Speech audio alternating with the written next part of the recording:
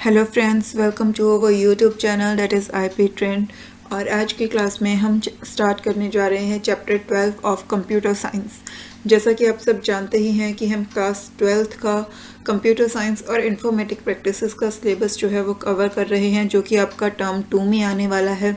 और इस सीक्वेंस में हमने जो है आपकी कंप्यूटर नेटवर्क्स और डाटाबेस मैनेजमेंट की यूनिट जो है वो स्टार्ट की थी। आपकी जो इंफॉर्मेटिक प्रैक्टिसेस के स्टूडेंट हैं उनकी सिर्फ यही 2 यूनिट्स जो हैं वो एग्ज़ाम में आएंगी, और जो कंप्यूटर साइंस के स्टूडेंट्स हैं उनकी इन दोनों यूनिट्स के साथ साथ एक कंप्यूटेशनल थिंकिंग वाली यूनिट भी जो है वो एग्ज़ाम में आएगी, बट वो सिर्फ 5 मार्क्स की होगी, इसलिए उस यूनिट को जो है वो हम बाद में करेंगे। कंप्यूटर नेटवर्क्स और डाटाबेस मैनेजमेंट सिस्टम दोनों ही सब्जेक्ट्स में जो है कॉमन है। ऑल्दो सिलेबस का बहुत डिफरेंस है, बट टॉपिक्स जो हैं वो काफ़ी सिमिलर भी है। कंप्यूटर साइंस का सिलेबस जो है वो बहुत वास्ट है as compared to informatic practices. Computer networks में भी जो है काफ़ी एडिशनल टॉपिक्स रहे हैं कंप्यूटर साइंस में, और डाटाबेस मैनेजमेंट जो है वो कंप्यूटर साइंस के स्टूडेंट्स ने 11th क्लास में कभी पढ़ा नहीं है, इसलिए उनके लिए ये कोर्स यहीं से बिगिन हो रहा है। बट इंफॉर्मेटिक प्रैक्टिसेस के जो स्टूडेंट्स हैं उन्होंने 11th क्लास में डाटाबेस मैनेजमेंट सिस्टम के बारे में पढ़ा है, तो उनका बेसिक कॉन्सेप्ट्स जो हैं वो वहाँ कवर अप हो चुके हैं, और इसलिए उनका 12th क्लास में जो सिलेबस है DBMS का वो काफ़ी कम है। लेकिन अगर आपके बेसिक कॉन्सेप्ट्स क्लियर नहीं है तो आप आगे का पार्ट नहीं कर सकते, इसलिए डाटाबेस वाली जो यूनिट है वो कंप्यूटर साइंस और इंफॉर्मेटिक प्रैक्टिसेस दोनों के स्टूडेंट्स के लिए जो है वो कॉमन रहेगी, क्योंकि सिलेबस सेम है। सिर्फ डिफरेंस ये है कि आईपी के स्टूडेंट्स ने कुछ पार्ट 11th में कर लिया है, इसलिए वो उनके 12th के जो सिलेबस है उसमें मेंशन नहीं किया गया है। बट जब आप अपना 12th वाला पार्ट करेंगे तो प्री रिक्विजिट आपको वहाँ पे गिवन होता है कि आपको 11th में जो अपने बेसिक कॉन्सेप्ट्स पढ़े हैं, जो बेसिक क्वेरीज हैं वो आपको आनी चाहिए, अदरवाइज़ आप जो उसका एडवांस पार्ट है वो कर ही नहीं सकते। तो इसलिए डाटाबेस मैनेजमेंट की हमने एक सिंगल सीक्वेंस जो है वो कर रहे हैं, जिसमें बेसिक से हमने कवर किया। चैप्टर 11 जो था वो आपका कंप्लीट हो चुका है, जिसमें आपने रिलेशनल डाटाबेस मॉडल के बारे में पढ़ा कि उसमें क्या क्या टर्मिनोलॉजीज होती हैं, टेबल क्या होती है, एट्रीब्यूट्स क्या होते हैं, टपल्स क्या होती है, कार्डिनैलिटी डिग्री, उसके साथ साथ जो आपकी प्राइमरी की, फॉरेन की, रेफरेंशियल इंटीग्रिटी, कैंडिडेट की, अल्टरनेट की, उन सब के बारे में हमने चैप्टर 11 में पढ़ लिया है। चैप्टर 12 से जो है हम एसक्यूएल स्टार्ट करने जा रहे हैं। एसक्यूएल के लिए हम जो सॉफ्टवेयर यूज़ कर रहे हैं वो हम यूज़ कर रहे हैं MySQL, जो नेट पे फ्रीली अवेलेबल है, आप उसे डाउनलोड कर सकते हो। जो आपने चैप्टर 11 पढ़ा उसमें मैंने आपको साइट भी बताई थी जहाँ से आप MySQL को डाउनलोड कर सकते हैं। आप जब उस साइट को ओपन करेंगे तो और सॉफ्टवेयर डाउनलोड करेंगे, वो आपसे जो है अपना अकाउंट क्रिएट करने को बोलेगा। आप उस पर अकाउंट बनाइए, वहाँ पे वो आपको आईडी पासवर्ड क्रिएट करने को बोलेगा। आईडी पासवर्ड क्रिएट करने के बाद आप इस सॉफ्टवेयर को डाउनलोड कर सकते हैं और इजीली इस पे वर्क कर सकते हैं। तो चलिए स्टार्ट करते हैं आज की class, that is simple queries in SQL.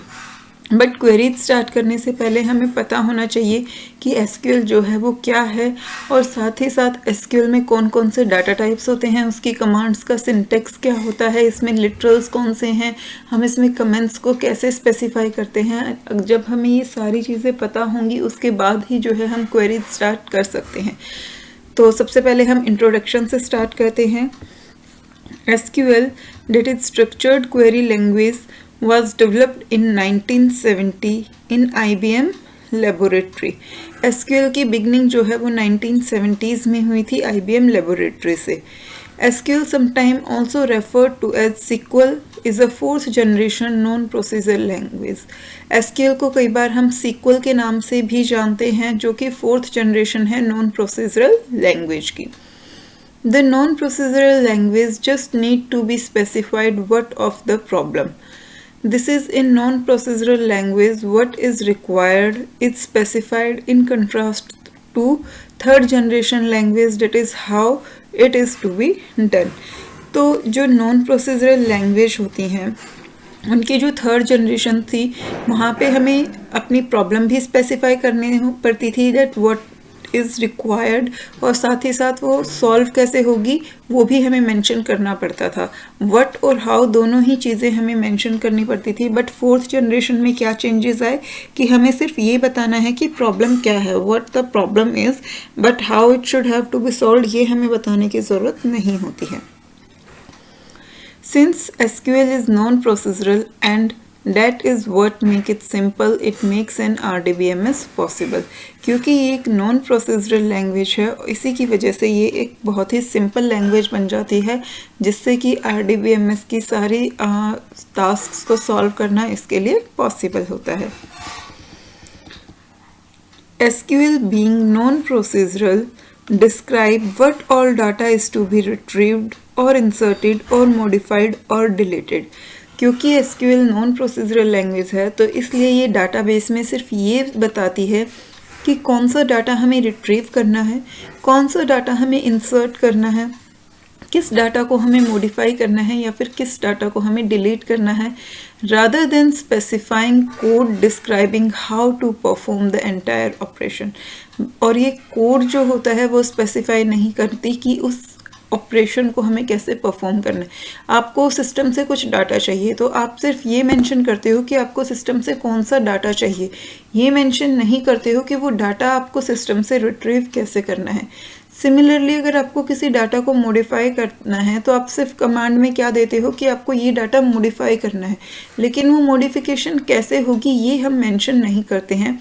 As compared to procedural language, यानी कि जो आपकी बाकी की प्रोग्रामिंग लैंग्वेज होती हैं जैसे C++, जावा वगैरह, वो सब आपकी प्रोसीजरल लैंग्वेज होती हैं, उसमें आप प्रॉब्लम का पर्टिकुलर सॉल्यूशन भी जो है वो बताते हो कि उस चीज़ को आप कैसे सॉल्व करोगे। अगर आपको कोई एप्लीकेशन है उसमें कुछ डाटा इंसर्ट करना है तो आप पूरा प्रॉपर फॉर्मेट, पूरा प्रोग्राम जो है वो मेंशन करते हो कि उस एप्लीकेशन में आप डाटा कैसे इंसर्ट करोगे। बट SQL में आपको कोई प्रोग्राम लिखने की ज़रूरत नहीं होती जिसमें आप ये बताओ कि डाटा टेबल्स में जाके कैसे स्टोर होगा। आपको सिर्फ ये मेंशन करना है कि आपको डाटा को टेबल के अंदर इंसर्ट करना है।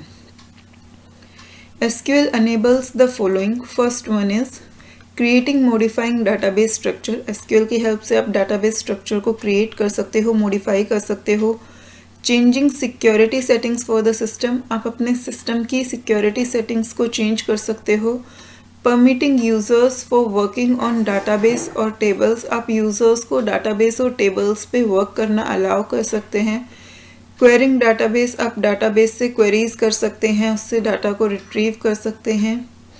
Inserting, modifying, deleting the database content, और जो डाटाबेस के कंटेंट हैं आप उसमें कुछ भी ऐड कर सकते हो, मॉडिफाई कर सकते हो या उसे डिलीट कर सकते हो। तो ये सारी टास्क आप SQL की हेल्प से परफॉर्म कर सकते हैं। This chapter is dedicated to making simple queries, but before that let us talk about some important elements of SQL। इस पूरे चैप्टर में हम SQL क्वेरीज के बारे में पढ़ेंगे, लेकिन उससे पहले हमें SQL के एलिमेंट्स के बारे में जो है वो पता होना चाहिए, तभी हम उसकी क्वेरीज को सॉल्व कर सकते हैं। The MySQL implementation of SQL had certain elements that play an important role in defining querying a database। MySQL जो है, MySQL इम्प्लीमेंटेशन जो है SQL की, वहाँ पे आपके कुछ एलिमेंट्स होते हैं जो बहुत ही इम्पोर्टेंट रोल प्ले करते हैं जब आपको डाटाबेस से डील करना हो। In this section we shall talk about some basic elements of MySQL। और ये बेसिक एलिमेंट्स कौन कौन से होंगे, MySQL में कौन कौन से लिटरल्स सपोर्टेड होते हैं, कौन कौन से डाटा टाइप्स होते हैं MySQL में, नल्स क्या होते हैं, और हम कमेंट्स को कैसे मेंशन कर सकते हैं, ये सारी चीज़ें हम पढ़ेंगे और इसके बाद जो है हम क्वेरीज स्टार्ट करेंगे। सबसे पहले देखते हैं लिटरल्स की लिटरल्स क्या होते हैं। अपने 11th क्लास में जब पाइथन स्टार्ट किया आपने वहाँ भी पढ़ा था कि लिटरल्स क्या होते हैं। जो आपकी प्रॉपर वैल्यू होती है उसे हम लिटरल कहते हैं। डाटा टाइप जो डाटा को स्टोर करने के लिए यूज़ होते हैं, जैसे इंट, कैर होते हैं आपके, उस तरीके से। तो सिमिलरली SQL के भी अपने कुछ डाटा टाइप्स होते हैं। Literals in general refers to a fixed data value. तो लिटरल्स जो हैं वो क्या होती हैं, फिक्स्ड डाटा वैल्यूज़ होती हैं, कांस्टेंट वैल्यूज़ होती हैं। This fixed data value may be of character type और न्यूमेरिक लिटरल। और ये जो फिक्स्ड वैल्यूज़ होती हैं, कांस्टेंट वैल्यूज़ होती हैं, ये कैरेक्टर टाइप की भी हो सकती हैं और लिटरल टाइप की भी हो सकती हैं। फॉर एग्जाम्पल, आप कोट्स के अंदर जितनी भी वैल्यूज़ लिखेंगे, यहाँ पे आपको एग्जाम्पल्स दिए हुए हैं, ये सिंथिया, एकाग्रा, रौनक राज सिंह 8305, लेकिन आप देखिए ये सारी वैल्यूज़ जो हैं वो आपकी कोट्स में मेंशन है। इवन ये 8 जो है ये भी कोट्स के अंदर है और ये 305 जो है ये भी कोट्स के अंदर है। तो जब भी आप सिंगल कोट्स या डबल कोट्स के अंदर कोई भी वैल्यू मेंशन करते हो तो वो कौन से लिटरल्स होते हैं? कैरेक्टर लिटरल्स होते हैं। कैरेक्टर या फिर टेक्स्ट लिटरल्स आप उन्हें कह सकते हो। Notice that all character literals are enclosed in single quotation mark और double quotation mark, कि जितने भी character literals होते हैं वो हमेशा quotation marks में मिलेंगे, चाहे single quotation हो या double quotation। Characters that are not enclosed in quotation marks refer to the schema object names. For example, value refers to a schema object whereas value refers to a character literal। अब जो भी आपकी constant है, fixed value है या कुछ भी है, अगर वो कोटेशन मार्क के अंदर इनक्लोज्ड है तो वो एक कैरेक्टर लिटरल है, लेकिन अगर वो कोटेशन मार्क्स के अंदर नहीं है तो वो एक स्कीमा ऑब्जेक्ट बन जाएगा।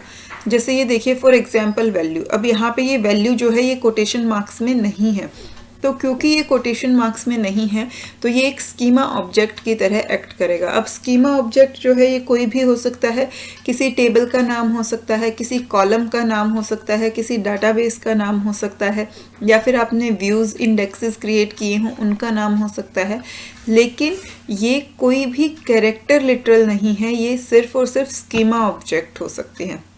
लेकिन यहीं अगर आपने इस वैल्यू को सिंगल कोट्स या डबल कोट्स के अंदर मेंशन किया होता तो ये क्या बन जाती? कैरेक्टर लिटरल बन जाती। To store an apostrophe in a text literal you should use backslash. आपको पता है ये चीज़ आपने पाइथन में भी पढ़ी थी, क्योंकि जो रिजर्व्ड कैरेक्टर्स होते हैं जब आपको उन्हें अपने कैरेक्टर लिटरल्स में इंक्लूड करना होता है तो आप उन्हें बैकस्लैश की हेल्प से करते हैं। तो यहाँ पे सिंगल कोटेशन और डबल कोटेशन जो है वो कैरेक्टर लिटरल के बिगनिंग या एंड के लिए यूज़ होते हैं। तो लेकिन अगर आपको कैरेक्टर लिटरल के अंदर ही जो है वो अपोस्ट्रोफे की ज़रूरत पड़ रही है तो आप उसे बैकस्लैश की हेल्प से एंटर कर सकते हैं। फॉर एग्जाम्पल, अगर आपको ये वैल्यू जो है वो स्टोर करनी है कैरेक्टर लिटरल में खुश, तो यहाँ पे अपोस्ट्रोफे एस आपको मेंशन करना है। जब आप कैरेक्टर लिटरल स्पेसिफाई करेंगे तो ये सिंगल कोटेशन से स्टार्ट होगा, तो जैसे ही आप दूसरी कोटेशन मार्क अप्लाई करेंगे तो वो क्या इंडिकेट करेगा कि आपकी कैरेक्टर लिटरल जो है वो फिनिश हो गया, लेकिन आपका कैरेक्टर लिटरल फिनिश नहीं हुआ। ये अपोस्ट्रोफे तो आपको कैरेक्टर लिटरल के अंदर इंक्लूड करना है, तो इसलिए आप क्या करते हैं, बैकस्लैश लगा के अपोस्ट्रोफे लगाएंगे, फिर अपना लिटरल कंप्लीट करेंगे और एंड में दोबारा से अपोस्ट्रोफे जो है वो यूज करेंगे। Numbers that are not enclosed in quotation marks are numeric literal. जो नंबर्स कोटेशन मार्क्स में इंक्लूडेड नहीं होते उन्हें हम न्यूमेरिक लिटरल्स कहते हैं। कोई भी न्यूमेरिक नंबर जो होगा वो सब न्यूमेरिक लिटरल्स के अंडर आते हैं। Numeric literals can either be integer literals that is without any decimal or be real literals that is with a decimal point. For example, 17 is an integer literal but 17.0 and 17.5 are real literal। तो जितनी भी decimal values होती हैं वो real literals होते हैं और जितने भी without decimal numeric values होती हैं उन्हें integer literals बोलते हैं। तो ये था सारा लिटरल्स के बारे में। अब नेक्स्ट हम देखते हैं डाटा टाइप्स की। डाटा टाइप्स जो हैं वो कितनी टाइप के होते हैं जो एसक्यूएल में इंक्लूडेड है। यहाँ साइड में आपको ये नोट दिया हुआ है, ये आप चेक कर सकते हैं।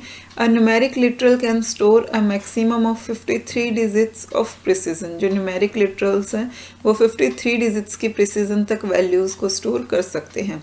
And a text literal can have maximum length of 4000 bytes in MySQL 5.1। जो MySQL 5.1 है वहाँ में आप टेक्स्ट लिटरल की जो मैक्सिमम लेंथ है वो 4000 बाइट्स तक की स्टोर कर सकते हैं। Data types are meant to identify the type of data and associated operations for handling it. Data type का यूज़ क्या होता है, जिससे हम डाटा की टाइप को आइडेंटिफाई कर सके कि वो जो डाटा है वो न्यूमेरिक है, स्ट्रिंग है, कैरेक्टर है, डेट टाइप है, डेट एंड टाइम है, या नल है, या इन्यूमरेशन टाइप है। डाटा की टाइप को आइडेंटिफाई करने के लिए यूज़ होगा, और उसके बाद उस डाटा के ऊपर किस किस तरह के ऑपरेशंस जो हैं वो सपोर्टेड हैं उनको आइडेंटिफाई करने के लिए हम डाटा टाइप्स का यूज़ करते हैं। A values data type associated to a fixed set of properties with the value। किसी भी वैल्यू का जो डाटा टाइप है वो उस वैल्यू के साथ एक फिक्स सेट ऑफ प्रॉपर्टीज़ को एसोसिएट कर देता है। यानी कि अगर कोई वैल्यू जो है वो न्यूमेरिक डाटा टाइप की है तो न्यूमेरिक डाटा टाइप की जितनी भी प्रॉपर्टीज़ होती हैं वो उस वैल्यू के साथ जो है वो एसोसिएट हो जाएंगी। These properties cause different treatment of data type, और इन प्रॉपर्टीज़ की हेल्प से हम अलग अलग तरह के डाटा टाइप्स को अलग अलग तरीके से ट्रीट कर पाते हैं।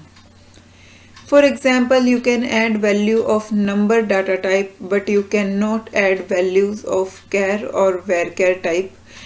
अगर आपके न्यूमेरिक लिटरल्स है, न्यूमेरिक डाटा टाइप आपका है किसी भी वैल्यू का, तो उन वैल्यूज़ को आप बहुत इजीली ऐड कर सकते हो, सब्ट्रैक्ट कर सकते हो, मल्टीप्लाई कर सकते हो, डिवाइड कर सकते हो। लेकिन वहीं अगर आपकी वैल्यूज़ जो हैं वो कैर या वेरकेर डाटा टाइप की हैं तो आप उन वैल्यूज़ को ऐड, सब्ट्रैक्ट, मल्टीप्लाई, डिवाइड नहीं कर सकते हैं। Internal data types supported by MySQL include the ones given here। MySQL जिन डाटा टाइप्स को सपोर्ट करता है वो सब यहाँ दिए हुए हैं। मेनली उन्हें हम 3 कैटेगरीज में डिवाइड करते हैं, numeric, date type and string type. But numeric के अंदर भी बहुत सारी कैटेगरीज होती हैं, डेट टाइप के अंदर भी बहुत कैटेगरीज होती हैं, और स्ट्रिंग टाइप के अंदर भी। हम ब्रीफली जो है उन सारी कैटेगरीज के बारे में एक बार स्टडी करेंगे। सबसे पहले देखते हैं numeric data type. MySQL uses all the standards and SciSQL numeric data type। MySQL के अंदर वो सारे न्यूमेरिक डाटा टाइप इंक्लूड करते होते हैं जो एक स्टैंडर्डाइज्ड SQL सपोर्ट करता है। अब यहाँ पे आपको ये चीज़ इन्होंने पहले ही क्लियर कर दी है। आप ये नहीं सोच सकते कि MySQL जो है क्योंकि वो फ्री वर्जन है तो उसमें जो है कम फंक्शनैलिटी होती हैं या कम डाटा टाइप्स होते हैं। जितने भी आपके SQL के स्टैंडर्डाइज्ड न्यूमेरिक डाटा टाइप हैं वो सभी MySQL सपोर्ट करता है। The following list shows the common numeric data type and there description. सबसे फर्स्ट कौन सा है आपका इंट। इंट जो है वो आपके लिए बहुत ही नॉन टर्म है क्योंकि आप पाइथन में भी उसके बारे में काफ़ी पढ़ चुके हो। इंट का मतलब होता है इंटीजर टाइप का डाटा। ये एक नॉर्मल साइज का इंटीजर होता है डेट कैन बी साइंड और अनसाइंड। इसकी वैल्यू जो है साइंड वैल्यू भी हो सकती है और अनसाइंड वैल्यू भी हो सकती है। साइंड और अनसाइंड के बारे में आप लोग पहले ही पढ़ चुके हैं पाइथन में, बट फिर भी मैं आपको एक बार बता चुकी हूँ। साइंड वैल्यू यानी कि जहाँ पे वैल्यूज़ जो है वो पॉजिटिव नेगेटिव में होती हैं, और अनसाइंड वैल्यू जहाँ पे पॉजिटिव या नेगेटिव सिंबल की कोई वैल्यू नहीं होती है, वहाँ पे सारी वैल्यूज़ जो हैं वो पॉजिटिव ही होती हैं। If signed the allowable range is from -2147483648 to 2147483647। तो अगर आपका साइंड इंट है तो उसकी वैल्यू इस रेंज में लाई करेगी, और वहीं अगर आपका अनसाइंड इंटीजर है तो उसकी रेंज जो है वो 0 से स्टार्ट होके इस वैल्यू तक आपकी अलाउ करती है। You can specify the width of up to 11 digit. Int में आप 11 डिजिट तक की विड्थ को अलाउ करते हैं। Next one is tiny int, a very small size integer that can be signed or unsigned। जो बहुत छोटे साइज के इंटीजर्स होते हैं, चाहे वो साइंड हो या अनसाइंड हो, उन्हें हम किसके अंदर स्पेसिफाई करते हैं? टाइनी इंट के अंदर। अगर वो साइंड टाइनी इंट्स हैं तो उनकी रेंज जो है वो -128 से 27 तक होती है, और अगर अनसाइंड है तो 0 से 255 तक होती है, और इनकी विड्थ जो है वो ऑलमोस्ट 4 डिजिट्स की होती है। Next one is small int, जो टाइनी इंट से थोड़े बड़े होते हैं बट नॉर्मल इंटीजर से छोटे होते हैं। तो ये स्मॉल इंटीजर्स होते हैं, और इनकी वैल्यू भी साइंड वैल्यू भी हो सकती है और अनसाइंड भी। अगर इनकी वैल्यू साइंड है तो जो साइंड स्मॉल इंट है उनकी रेंज जो है वो -32768 से 32767 की रेंज के बीच में होती है। डेट इज़ -32,768 से लेके 2767 तक होती है, और अगर ये अनसाइंड है तो इसकी रेंज 0 से स्टार्ट होके 65,535 तक जाती है, और इनकी जो विड्थ है वो अप टू 5 डिजिट्स की हो सकती है। तो जो टाइनी इंट है उसकी 4 डिजिट्स, स्मॉल इंट की 5 डिजिट्स, और जो नॉर्मल इंटीजर हैं उनकी 11 डिजिट्स तक की विड्थ होती है। Next one is your medium int. Medium int जो कि मीडियम साइज के इंटीजर्स होते हैं, और ये भी साइंड इंटीजर भी हो सकते हैं और अनसाइंड इंटीजर्स भी हो सकते हैं। If signed the allowable range is from -8388,608 to 8388,607, and if unsigned then 0 to 16,777,215। ये इन दोनों की जो है रेंज आपको गिवन है। इनकी विड्थ जो है वो कहाँ तक हो सकती है, 9 डिजिट्स तक हो सकती है। तो आप डिजिट्स से इन्हें थोड़ा याद रखने की कोशिश कर सकते हैं। मीडियम इंट की जो विड्थ है वो 9 डिजिट्स की होती है। Next one is big int. Big int की जो है वो लार्ज साइज के इंटीजर्स होते हैं। इनकी वैल्यू भी जो है वो साइंड और अनसाइंड दोनों तरह की हो सकती है। ये रेंज से ही आप चेक कर सकते हैं। इनकी रेंज देखिए, अगर साइंड इंटीजर है तो इस रेंज में लाई करेंगे, और अगर अनसाइंड है तो 0 से लेके इस रेंज के बीच जो है लाई करेंगे। इनकी विड्थ ये यहाँ पे आई थिंक कुछ मिसप्रिंट है कि ये 11 डिजिट्स दिया हुआ है। आप यहाँ से ही काउंट कर सकते हैं कि ये वैल्यू जो है वो 11 डिजिट से बहुत बड़ी है, और 11 डिजिट्स की विड्थ आपकी नॉर्मल इंटीजर की होती है। बिग इंट जो है वो नॉर्मल इंटीजर से बहुत बड़े साइज के होते हैं, तो इनकी विड्थ जो है वो भी ज़्यादा होती है। Next one is float m, d, a floating point number that cannot be unsigned। Floating point numbers जो हैं वो अनसाइंड नहीं हो सकते, यानी कि जो डेसिमल नंबर्स होंगे उनमें हमारा साइन जो है वो हमेशा मेंशन होगा कि जो वैल्यू है वो पॉजिटिव है या फिर नेगेटिव है। You can define the display length m and the number of decimals d। हम जो यहाँ पे ये फ्लॉट के साथ ब्रैकेट्स में m और d दे रहे हैं, m जो है वो हमारे नंबर की लेंथ को स्पेसिफाई करेगा, और d जो है कि कितने डेसिमल पॉइंट तक जो है हम वैल्यू स्टोर कर सकते हैं वो मेंशन करेगा। This is not required and will default to 10,2, but इसे मेंशन करना जो है वो कंपल्सरी नहीं होता, ये ऑप्शनल है। अगर आप खुद से वैल्यू स्पेसिफाई करते हो तो जो आप वैल्यू प्रोवाइड करोगे ये उसे पिक करेगा, लेकिन अगर आपने कोई प्रोवाइड नहीं की है तो उस केस में फ्लॉट के साथ जो डिफ़ॉल्ट वैल्यू आती है वो होती है 10,2। That is total number of digits आपके 10 हो सकते हैं, और 2 डेसिमल पॉइंट्स तक आप प्रिसीजन इसमें अलाउ करते हैं।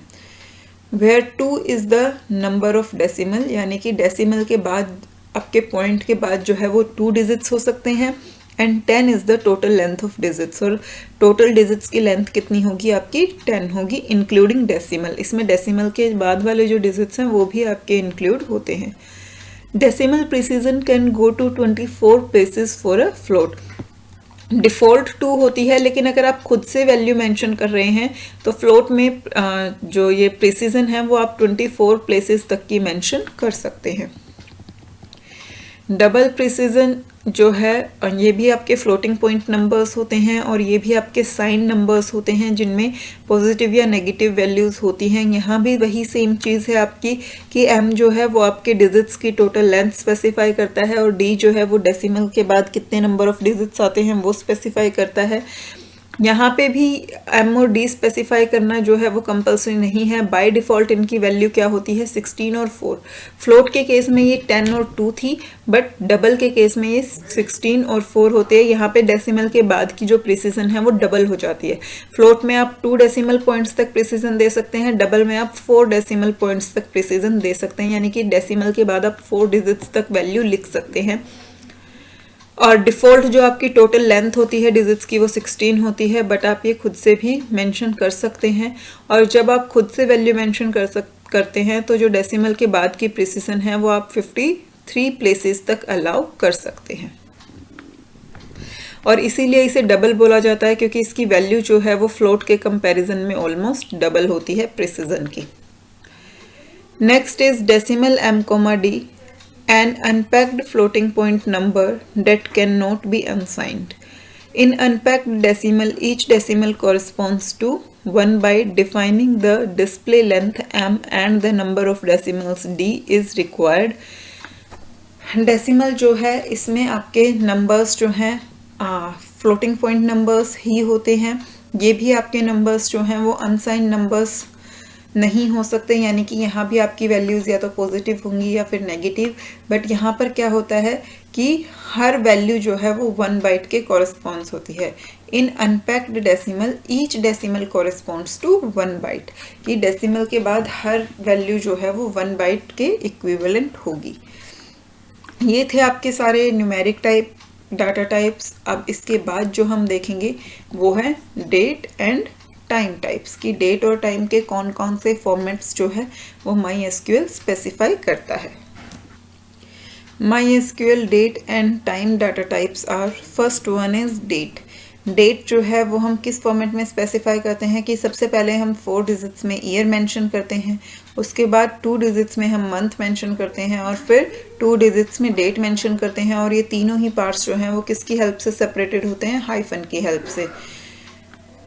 इसकी वैल्यू जो है वो किस रेंज में लाई करती है, 1000 से लेके 99991231 तक, यानी कि 1 जनवरी 1000 ईयर से लेके 31 दिसंबर 9999 ईयर तक। For example December 30, 1973 would be stored as 1973-12-30। तो पहले आप ईयर मेंशन करते हैं, फिर मंथ और फिर डेट। ये होता है आपका डेट का फॉर्मेट। नेक्स्ट जो डाटा टाइप है वो है आपका डेट टाइम डाटा टाइप। इसमें पहले आप जो अभी आपने ऊपर डेट का फॉर्मेट पढ़ा, इस फॉर्मेट में हम डेट स्पेसिफाई करते हैं, बट डेट के साथ साथ यहाँ पे टाइम भी कंबाइन होता है। तो पहले आप 4 डिजिट्स का ईयर, फिर 2 डिजिट्स मंथ, 2 डिजिट्स डेट, और उसके बाद आप प्रोवाइड करते हैं 2 digits hour, 2 digits minute and 2 digits second. और ये जो हैं ये एक दूसरे से कॉलम से सेपरेटेड होते हैं। डेट जो है वो हाइफन से सेपरेटेड होती है और टाइम जो है वो कॉलम से सेपरेटेड होता है। वैल्यूज़ जो हैं, डेट की जो रेंज आपने ऊपर पढ़ी यहाँ भी वही होगी, 1001 से लेके 99991231 तक। और लेकिन जो टाइम की रेंज है वो क्या होगी, 0 से स्टार्ट होके 235959, यानी कि क्योंकि आपको पता है 24 आवर्स का ही एक डे होता है, तो जो आपके आवर्स मिनट और सेकंड्स हैं वो उसी 24 आवर्स में लाई करेंगे, तो 0 से पूरे 24 आवर्स तक इसकी वैल्यू होती है।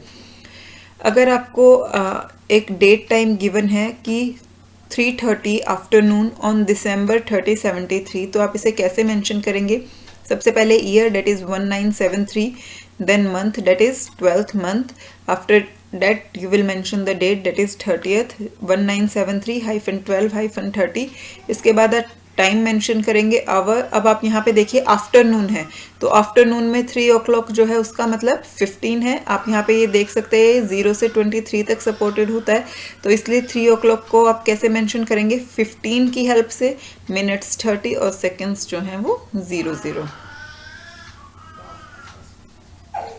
Next one is time stamp.